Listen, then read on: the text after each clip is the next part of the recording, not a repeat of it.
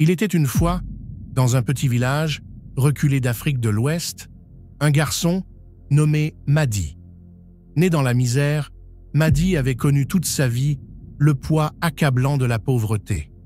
Son père, un pêcheur épuisé par les années, était mort en mer lorsqu'il n'était qu'un enfant. Sa mère, veuve avec plusieurs bouches à nourrir, se débattait chaque jour pour offrir à ses enfants une maigre pitance.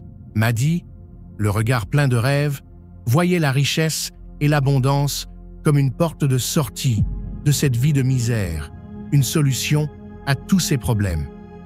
Les habitants du village murmuraient souvent au sujet d'une mystérieuse société secrète connue sous le nom de la confrérie du Soleil Noir.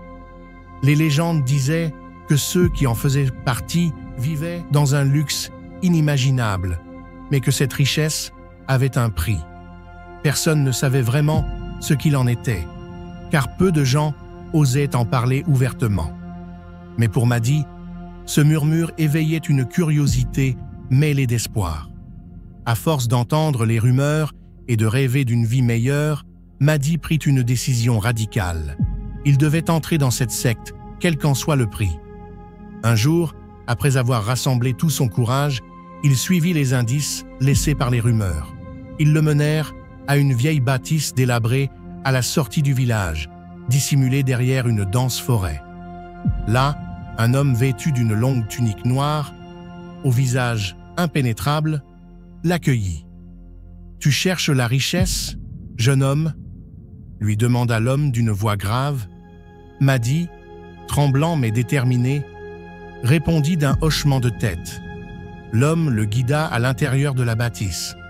Les murs étaient ornés de symboles étranges, des chandelles vacillaient dans la pénombre et un silence pesant régnait.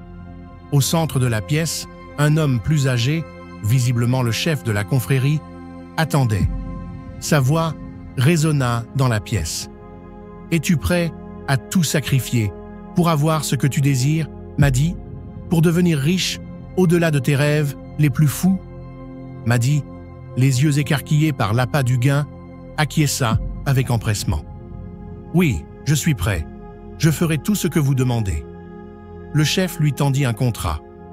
Il était simple en apparence, mais contenait une condition étrange. Madi devait dépenser 1 million de francs chaque jour, sans exception. En retour, la confrérie lui fournirait quotidiennement une somme infinie, mais s'il échouait à dépenser cette somme une seule fois, les conséquences seraient terribles. Au début, Madi était exalté. Il quitta la réunion avec 1 million de francs en poche et se mit à dépenser sans compter. Il acheta des vêtements luxueux, des maisons dans la capitale, offrit des festins à tout le village. Chaque jour, il se réveillait avec un autre million à dépenser. La richesse coulait à flot, et Madi goûtait enfin à la vie qu'il avait toujours rêvée. Mais rapidement, il se rendit compte que cette richesse était plus un fardeau qu'une bénédiction.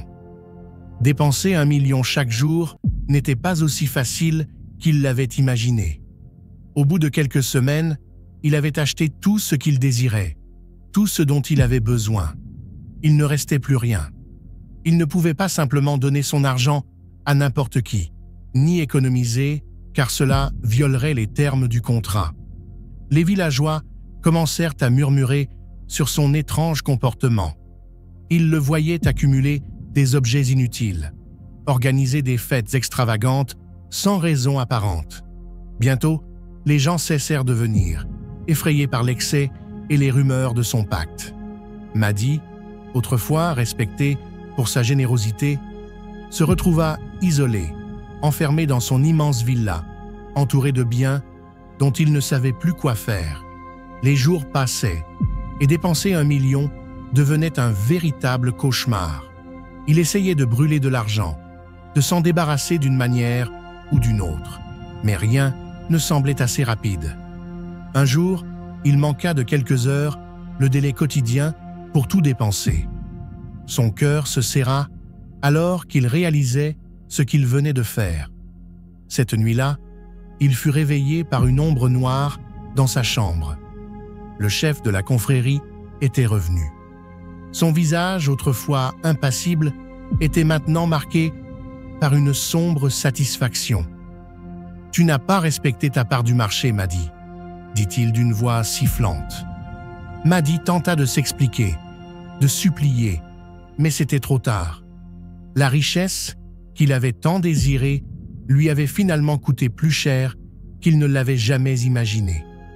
À l'aube, tout ce qu'il possédait, maison, vêtements, richesse, s'évapora comme de la fumée.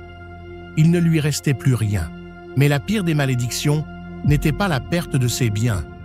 En acceptant ce pacte, Maddy avait involontairement signé pour quelque chose de bien plus terrible. Il devint prisonnier de la confrérie, condamné à errer entre deux mondes, ni vivant, ni mort, forcé de regarder les autres vivre la vie qu'il avait jadis tant désirée, sans jamais pouvoir y toucher. Chaque jour, il assistait à la richesse qui lui échappait, à des mains tendues qu'il ne pouvait plus aider. Et ainsi, la légende de Maddy, le garçon qui voulait tout, mais qui perdit plus qu'il ne pouvait supporter, devint une histoire que les anciens du village racontaient aux enfants. Elle rappelait que la richesse, sans sagesse ni modération, pouvait être une malédiction déguisée en bénédiction. Le véritable trésor, leur disait-on, n'était pas l'argent, mais la paix intérieure et les relations humaines qui n'ont pas de prix.